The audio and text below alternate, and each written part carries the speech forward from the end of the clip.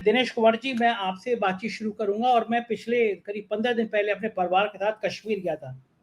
तो लाल चौक पे उस दिन भारत पाकिस्तान का मैच था। एक कोई स्थानीय रिपोर्टर लोगों से सवाल कर रही थी कि आप क्या चाहते हैं, इंडिया जीते पाकिस्तान जीते। और मेरे लिए वो लाल चौक, चूंकि उस लाल चौक की इतनी ज़्यादा चर्चा हुई, मेरे बच्चे मेरे साथ थे, मेरे लिए हैरानी भरी बात थी कि वहाँ पे कुछ लोगों ने कहा कि हम चाहते हैं पाकिस्तान जीते। तो ये सुन के मुझे बड़ा गुस्सा भी आया कि भारत के लाल चौक पे खड़े होकर ऐसी बात कैसे कर सकते हैं। तो मुझसे उन्होंने पूछा, मेरी पत्नी से पूछा, तो मेरी पत्नी ने कहा कि मैं चाहती हूँ कि खेल जीते, लेकिन भारतीय होने के नाते मैं चाहती हूँ इंडिया जीते।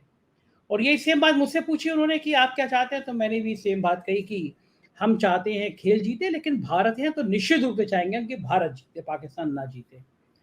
लेकिन उसके बाद मुझे लगा कि यहाँ के लोग नाराज हैं। मैंने फिर जब राजनीति की बात करी तो वहाँ पे लोग मुझसे बोले कि लाल चौक पे जिस दिन राहुल गांधी आए उस दिन हमने समझा कि भारत के नेता भी कितने प्यारे हैं। तो एक तरफ जहाँ पे जिस लाल चौक पे पाकिस्तान की बात हो रही थी, लेकिन राहुल गांधी के लिए मन में सम्मान था कि ये नेता ऐसा है जो कश्मीर को समझना चाहता है। और पिछले दिनों दिनेश जी में मैंने लाइन से चीजें गिनाई हैं, वो तो शायद साहेब को परेशान कर रही हैं। राहुल गांधी की जो पर्सनालिटी है, इस पर आपका क्या कहना है दिनेश? माइक अनम्यूट कर लीजिएगा सर प्लीज। सबको नमस्कार।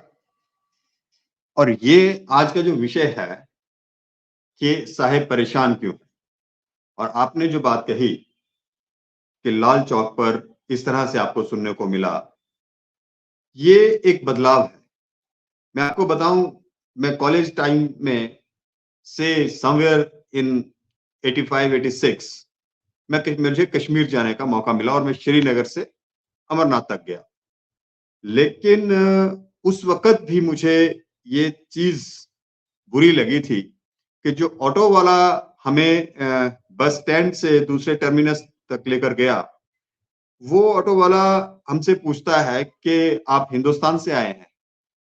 तो ये शब्द मुझे आज भी मतलब कौंधते हैं मेरे जहन में कि क्या ये कश्मीर हिंदुस्तान का हिस्सा नहीं।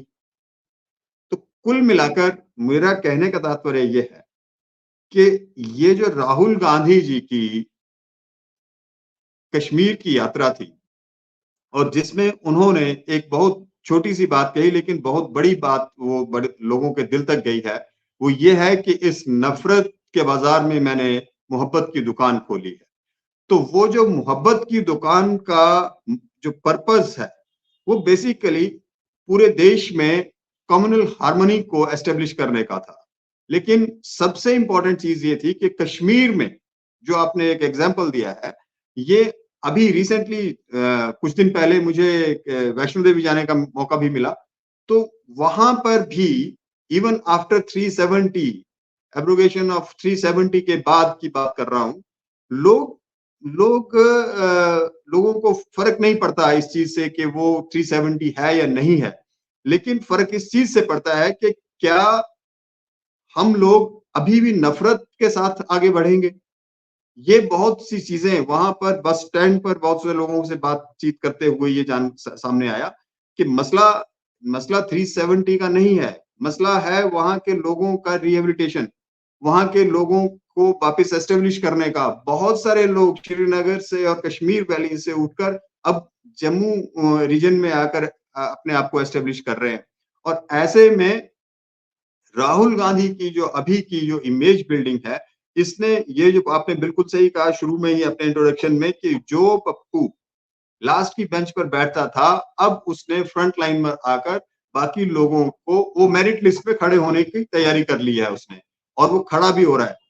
अभी हाल ही के जो इंसिडेंट्स हैं, वो रेलवे स्टेशन पर कुली का ब्रीफकेस सिर पे उठाकर चल रहे हैं, या अभी कल उन्होंने ये किया है एक कारपेंटर की शॉप पर जाकर उन्होंने ये जो किया है, ये बेसिकली ये भार उठाना या हथौड़ा चलाना या रंदा चलाने वाली बात नहीं है।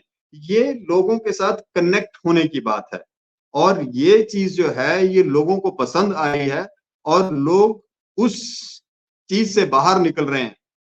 वो जो मैं आपको बता रहा था पहले भी कि ये जो राहुल गांधी की जो इमेज है, इसके ऊपर जो ट्रांसफॉर्मेशन है ये सामने आ रही है। धान के खेत में पैंट ऊपर उठाकर खींचकर उतर जाना, ये शायद मोदी जी नहीं कर पाएंगे।